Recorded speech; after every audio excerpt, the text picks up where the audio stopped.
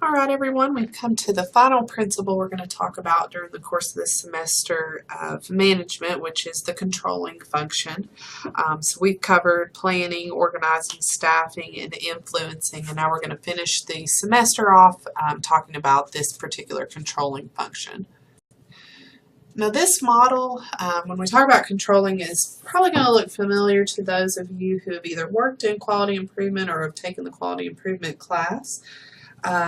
And I want to make sure to note here, controlling automatically has that negative connotation attached to it. But understand here and throughout this particular module, we're not talking about controlling in terms of micromanagement and how tightly you control things, but we're talking more about monitoring performance and the actual real-time performance versus what was expected and those expectations we have set.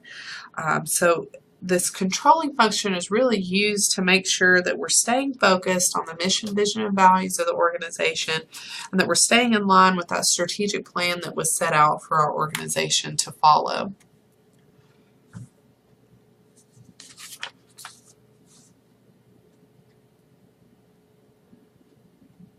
So it's imperative here that controlling goes along at the same time as all the other functions in regards to performance. So we want to make sure that we have this controlling function, that we kind of see it throughout all of the processes that go on throughout management that we've talked about in regards to performance, because controlling is going to give us that opportunity to be able to go in and do some real-time problem solving and stop small problems when they're small before they get very large.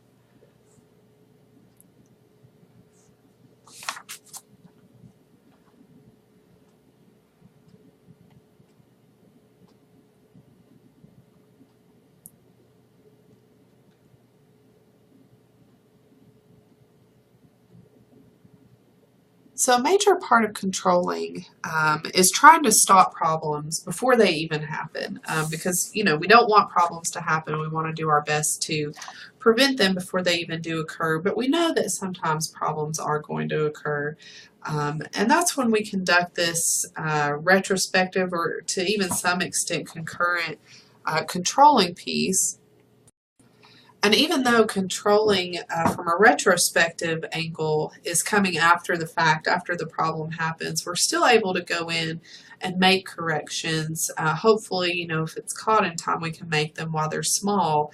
Obviously, we'd like to do more prospective controlling, stop those problems before they even occur. But we are going to find ourselves when you find yourselves in these particular roles doing some concurrent and even retrospective controlling, and think of retrospective as feedback.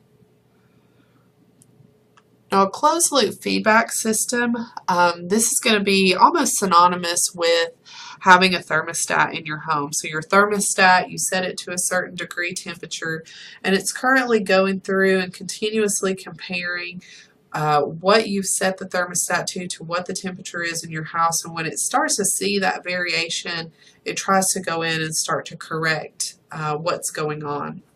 So we want that, that closed loop feedback where we can kind of have this self-regulating mechanism that goes in and makes these corrections. It's continuously monitoring and can alert us to when things are off from how we expect them to be.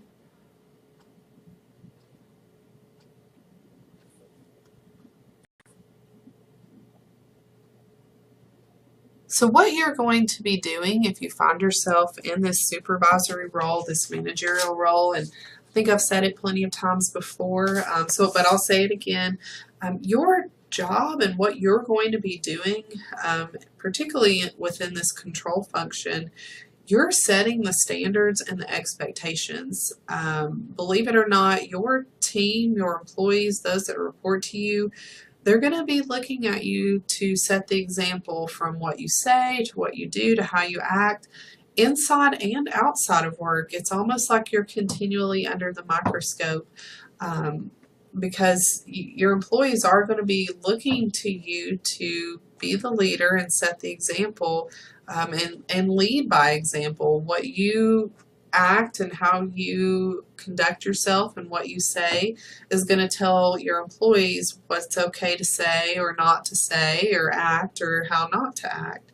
So it's important if you do find yourself in this role, if you have a message that's really important, make it a consistent message through the things that you do and the things that you say to your employees. And what I like to say to kind of end on this slide, start out teaching the correct principles and allowing your staff or your employees to self-govern as much as possible, and then check in every now and then. You don't want to be kind of fly by the seat of your pants supervisor, or seagull supervisor as it's called. You don't want to fly in, cause a lot of commotion, and then fly out.